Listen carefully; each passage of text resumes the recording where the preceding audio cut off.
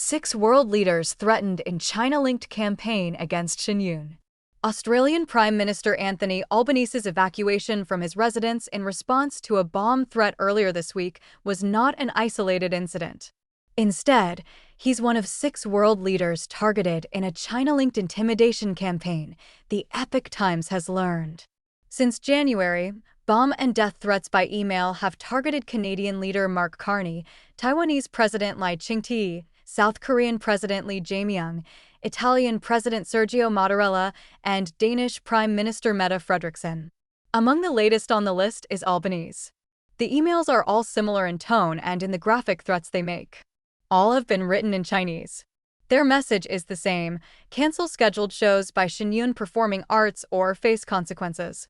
If you insist on proceeding with the Shen performance, something will happen to the Canadian Prime Minister, reads a February 10th email obtained by the Epoch Times. If you don't care about Mark Carney and all Canadian high-ranking officials' personal safety, then go ahead with the performance. Won't rule out shooting Lai Ching-te, reads another from January 8th. Or even crashing an explosives-loaded SUV into the presidential office building. Go on if you don't believe me. If you don't care about Mette Frederiksen and all Danish high-ranking officials' personal safety, then go ahead with the performance. Another February 10th email in Chinese reads, I don't care as long as you can afford the consequences. An escalating campaign. While none of the threats turned out to be real, they represent an escalation of a decades-long campaign targeting the New York-based performing arts company. Performing under the slogan China Before Communism, Shen depicts traditional Chinese culture through classical Chinese dance and music. Each year, it performs for a global live audience of around 1 million. The Epoch Times is a media sponsor of Shen. The performing arts company was founded by practitioners of Falun Gong, a spiritual group severely persecuted in China by the Chinese Communist Party. Shen, since its inception in 2006, has faced a sabotage campaign from the regime that deploys tactics such as diplomatic and economic coercion to stop its performances. The threat emails mark a new form of sabotage. Last year, a similar threat resulted in an evacuation at John F. Kennedy Center for the Performing Arts in Washington, now named the Trump Kennedy Center. After first surfacing about 2 years ago, the threats now total more than 130 and counting, according to the Falun Dafa Information Center.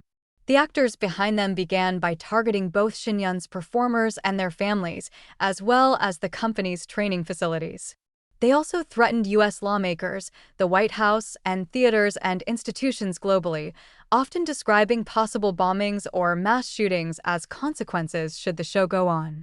Taiwanese authorities, in a multi-agency investigation, linked some of the emails to central China's HSI and city, with a research facility for tech giant Huawei, which is blacklisted in the United States over national security concerns, as a prime suspect.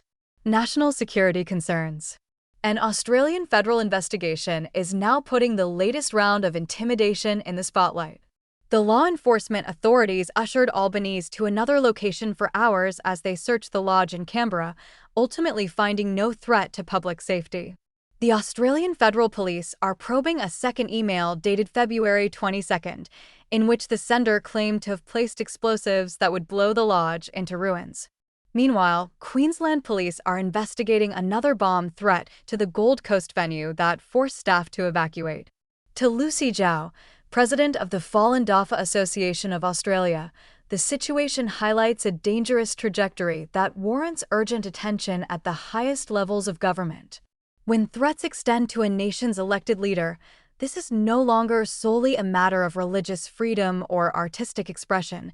It becomes a direct challenge to national sovereignty, democratic governance, and public safety, she said in a statement. Democracies cannot permit foreign authoritarian regimes to export coercion, intimidation, and fear onto their soil. The Chinese link behind the incident garnered international media attention after the Epoch Times broke it. When asked about the threats against Australia's Prime Minister during a press briefing in Beijing, a spokesperson for China's foreign ministry dodged the question, saying she had noted the relevant reports but was not aware of the actual situation. She then went on to use derogatory terms to attack Shen and Falun Gong. The exchange, curiously, was later scrubbed from the official transcript on the ministry's website. That order, however, did not appear to filter down to the Chinese embassy in Australia, which went on to publish the entire exchange on its Facebook page. Shen Yun says it won't be deterred. The fact that they're threatening the lives of world leaders to cancel Shen Yun demonstrates the level of thuggery and desperation the CCP has resorted to, Shen Yun Vice President Yang Chen told the Epoch Times. It also clearly demonstrates how terrified Beijing is that we expose the tyranny of the CCP on stages around the world. Pressure, pushback. Australian parliamentarian Barnaby Joyce said the threats were an affront to what his country stands for. It is totally unacceptable in Australia to intimidate someone who is practicing their religion in a form that is no threat to Australian culture and does not intrude on the rights of others, he told the Epoch Times. When the Chinese embassy in Denmark recently issued a statement telling people not to see Shen Yun, local lawmakers also pushed back. I would be ashamed if I listened to what the communist dictator in China says and thinks when participating in various events, Danish People's Party lawmaker Mikkel Bjørn said. Danish Liberal Party lawmaker Kim Valentin said the Chinese regime's actions only underscore its desire for control. In Denmark, the state does not interfere in what you should and should not participate in, he said. I was just reminded of that you don't have that freedom in China. I really hope this means that many more people will want to watch Shen Yun's performance. Carl Anderson of the Liberal Alliance Party, who also sits on the Danish Parliament's Ecclesiastical Affairs Committee, condemned the Chinese embassy for engaging in foreign interference. He said he has reported the threats to the Danish leader to the country's intelligence agency and police for investigation. The Danes need to stand against such pressure from authoritarian regimes, he said.